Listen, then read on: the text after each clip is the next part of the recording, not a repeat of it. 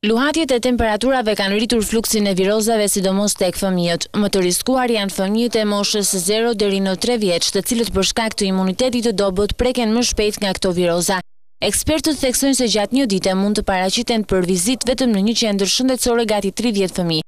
Mjekët rekomandojnë që në këtë periudhë të tregohet një kujdes i veçantë me veshjen, ndërsa në rast se shfaqen simptomat e para si temperatura apo koll, këshillohen vizita tek mjeku për të shmangur komplikacionet e mëvonshme. Masat që duhen marrë janë të shumta.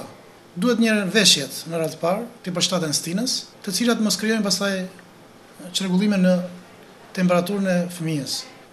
Gjithashtu duhet përdoren më shumë paracetamoli që është në rastet e temperaturave, jo aspirinë, sepse aspirina ka një efekt tjetër, por paracetamoli ndihmon në uljen e temperaturës.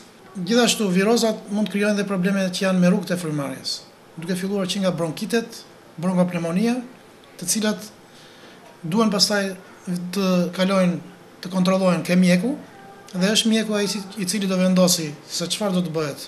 Në qoftë se do të ketë neglizhencë, pasojat e virozave janë të shumta, duke filluar që nga komplikacionet, siç thash, mund të shoqërohen me temperaturë të lartë, të cilat mund të japin gjendje konvulsive, edhe janë me pasoja për fëmijët.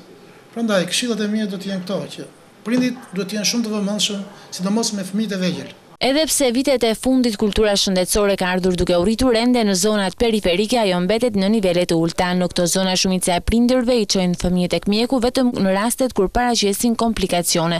Këto të fundit, sipas ekspertëve, janë shumë të rrezikshme për shëndetin.